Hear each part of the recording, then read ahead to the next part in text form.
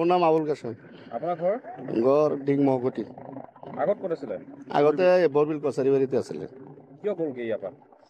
ইয়াৰ পৰা এই গুণ্ডা বাহিনীকেইটা মানে উৎপাত কৰি থাকে। কি উৎপাত কৰে? এই ঘৰ ভাঙি নি ৰাতি পেলাই দিছে এবাৰ সিহঁতে। আপোনাক আক্ৰমণ কৰিছিল? আক্ৰমণ কৰিছিলে 2020 চনত। কোনে কৰিছিল?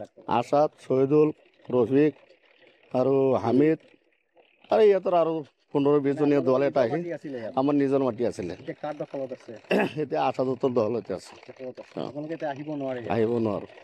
এতিয়া দেখা গৈছে, আজি দেখিছো সকলো মানুহ আহিছে, অসমীয়া মানুহ, আপোনালোক মুছলমান মানুহ আহিছে, আহি পেলাই ইয়াত হাল মাৰিছে। নাই আহিছে, এতিয়া আমি চবৰ লগত ৰাইজৰ লগত আমিও আহিছোঁ। ৰাইজে মাটি পাব লাগে। গোটেই ডিঙৰ মানুহৰ মাটি ইয়াত আছিলে। আমাৰ মানুহে চুক্তি কৰি খাইছিলে, কোনোবা আধি কৰি খাইছিলে, কোনোবা অলপ চলপ কিনিও লৈছিলে। তাৰ ভিতৰতে চবৰে মাটি আছিলে, চবেই মাটি পাব লাগে। নেপালী মানুহৰ মাটি আছিলে, অসমীয়া মানুহৰ মাটি আছিলে, কছাৰী মানুহৰ মাটি আছিলে, চবেই পাব লাগে। যাৰ যিমানটো আছে চবেই পাব লাগে। নদীয়ে বা কহাই নিছিলে, আকৌ মাটিটো পৰিছে, চবেই ৰাইজৰ মাটি নিজৰ মাটি নিজে পাব লাগে। মোৰ এইটোৱে আপত্তি। চৰকাৰৰ তাত এইটো আপত্তি জনাইছোঁ, চৰকাৰে যাতে এই মাটিটো যাৰ যেনেকুৱা আছিলে তেনেকৈ যাতে মানুহে পায়।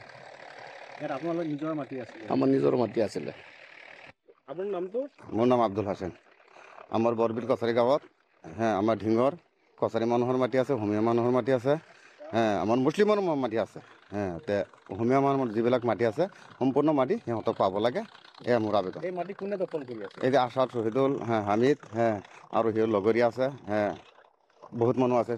আজি দেখিছো হিন্দু মানুহ আহিছে, বহুত সকলোৱে হিন্দু মুছলিম বহুত আহিছে আমাৰ ঢিঙৰ পৰা। হিন্দু মানুহ বহুত আহিছে, কমেও 50-60 জন আহিছে। আহি পেলাই আমাৰ মুছলমান মানুহ কেইজন আছে, আহি পেলাই সিহঁতৰ মাটিটো সিহঁতক চমজাই দিব বুলি আশা কৰিছে। মানে আপোনালোকে তেওঁলোকক সহযোগ আমি সহযোগ কৰি আছোঁ, আপোনালোকে বিচাৰে যে তেওঁলোকে আমিও সিহঁতৰ মাটি পাব লাগে। ইয়াত কিছুমান জেং চলি আছে, যে জেংটো বন্ধ হৈ যাওক। সিহঁতৰ মাটিটো সিহঁতে পাই গ'লে কোনো জেং নহয়। সিহঁতৰ মাটিটো সিহঁতে পাব লাগে, এইটোৱে কথা, পাব লাগে।